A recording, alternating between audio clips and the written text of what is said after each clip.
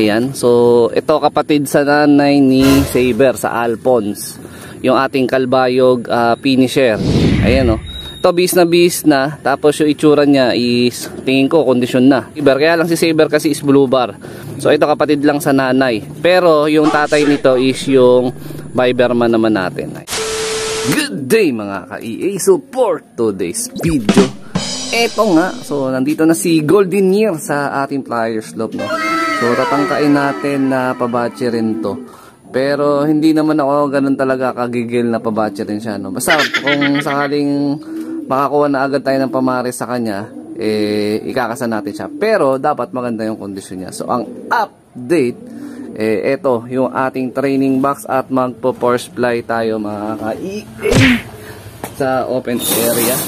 Kasi target ko sa next day off ko sa Merkules, makapag-start na tayo ng road training. Ayan. So tapos na rin ako maglinis dito sa Flyers Slope natin. So ito yung mga panlaro natin, nagparisan na. So ito dapat yung naisip ko na pwedeng ipares kay Golden Year, itong stop band red cross doon sa Vandenbroek. Actually ang target ko talaga dito sa ibon na to or sa hen na to is pang stock bird talaga, kasi kulang na kulang ako sa hen, no? Meron naman ako actually panlipad ng MacArthur which is full sieve naman niya. Ito naman yun. So baka possible, baka hindi ko na nga to ilipad. Ayan. So ang ililipad natin sa south, ito yan mismo na nagmo-molting pa. Ayan, no? Nasa 80% na yung molting niya. Hindi pa gano'ng kakintab yung leeg niya. Lalo na to. Ayan, no? Mukha siyang ulikba. Tingnan mo yung mukha ni Venom. Ayan, oh, grabe, lugon na lugon. Pero malapit na yan, pakinis na yan. So ito pa lang yung so far na medyo maganda yung hipo at saka maganda yung balahibo. Ayan. Kaya lang nagsisimula na ako na disiplinahin to, kasi pagka once na pinapapasok ko sila after Romonda, nahihirapan pa nga ako na pumasok. Maliban na lang yung mga nauna natin na warrior nung nilaro natin sa norte na nagkandawalaan. Ayun, madali lang papasukin. So sa ngayon, gagawin ko na sa kanila yon, yung ganong klaseng sistema. Ayun mga ka-EA, no? So eto nga yung Golden Year natin. Ayan siya, na sobrang ilap na itong na to, kak na to. Ayan, so yung edad niya siguro mga going 4 to 5 months nga. Kasi pansinin nyo, hindi pa ganong kakintab din yung niya yung pinaka niya, leeg. Ayan, no? Usually kasi pagka 6 months pataas to, dapat parang ganito na itsura niya. Ayan, makintab na mga kalapatids, no? Tama po ba yun? A few moments later. EA, so nagbabalik tayo sa open area. Ayan, medyo naninibago pa, no? Actually naninibago talaga yung ating mga warrior, kasi hindi naman sila sanay ng ganito na nasa loob ng training box, no? Pero kailangan na nilang matuto ng ganitong sistema, kasi nga sa una o dalawa hanggang pang 10 training, halos siksikan yan sa track, kasi marami pang magkakarga. So sana yung naging resulta nung training natin sa norte, which is day 1 hanggang last training, kompleto yung ating 3 ibon, no? Which is naisang pa nga natin sa first lap derby hanggang second lap, no? Pero ang hiling natin, syempre, pagka natapos ang training, sana umabot tayo hanggang final lap ng south. Ayan, so ito yung mga ibon natin ngayon. Ayan, no? Grabe, irritable sila. Ayan, so kukunin natin isa-isa to, papaitan natin, tsaka subukan natin pangalanan na rin, para at least pagka nag-abangan tayo ng training, hindi na ako masyadong mahihirapan na sabihin sa inyo kung sino ba yung mga dumadating natin galing training. Mga ka-EA, si Hanzo. Ayan, so ito kapatid sa nanay ni Saber sa Alphonse, yung ating kalbayog finisher. Ayan, no?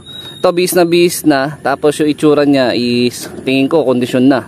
Kaya lang yung lipad, yung training, medyo agaan pa tayo mag-a-adjust. Pero check natin yung lalamunan, kasi meron tayong mga some issue na may mga ibon tayong dinapuan ng canker. So daily nagche-check ako ng lalamunan, especially itong mga warrior natin.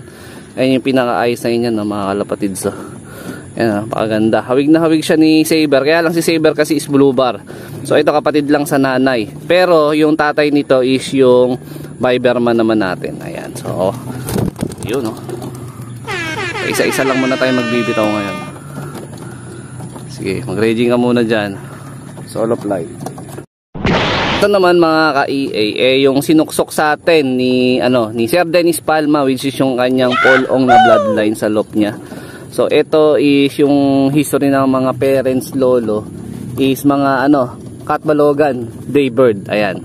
So ito maganda ang possible na asahan natin dito. Ayan.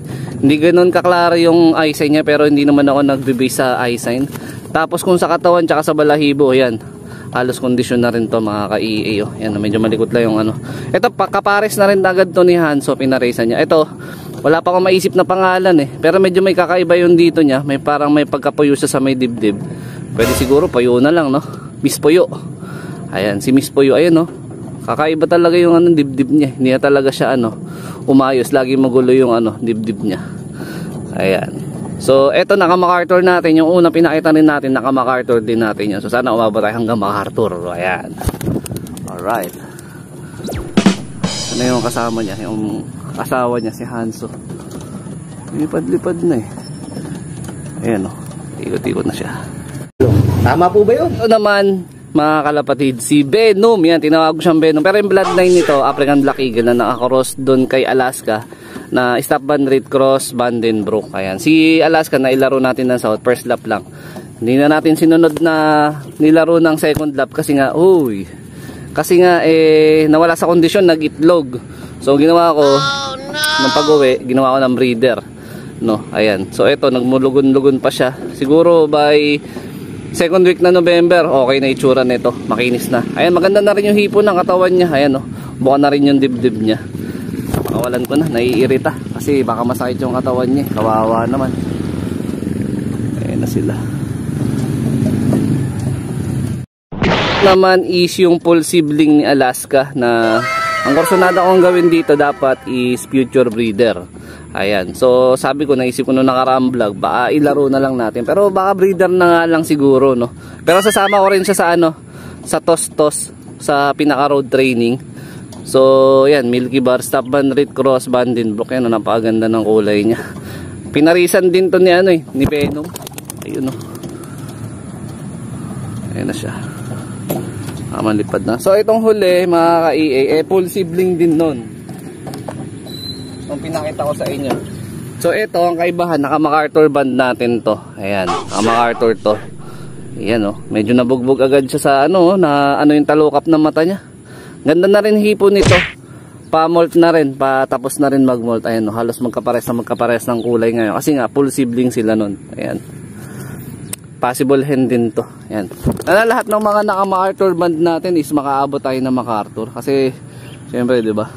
Sarap ng feeling ng ganun. So yung pinakamalayo nga na napauwi natin before is sa Javier yun. So si Batusay yun, yung Javier Leyte natin na clacker, no? So sayang yung pagkakataon na yun kasi nga binutas ni Batusay yung fourth lap, which is Matnog, no? So may sumpa ako sa Matnog eh.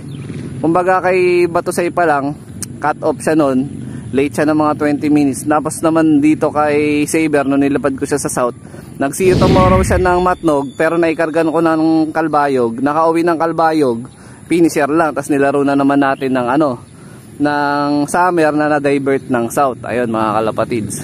So nung inulit ko na nilaro ng diverted South sa summer nga, etong si Saber, Matnog na wala siya. Ayan. So hanggang ngayon, inisip pa rin, umasa pa rin tayo na balang araw makakabalik si Saber galing dun sa Matnog, no? Pero kung nasan man si Saber ngayon, nawa inaalagaan siya ng maayos at matiwasay kung sino man yung nakahuli sa kanya, at sana buhay siya. Ayun, no? Pero huwag kayong mag-alala kasi nga yung full mother at saka full father niya, which is yung Goke at saka Alphonse, is nasa akin at nakasalang. So meron ulit akong pangkasa doon, mga ka-EA, na is ililipad natin ng South, or nililipad natin ng summer yung mismong possible na maging anak nila. Ayan, so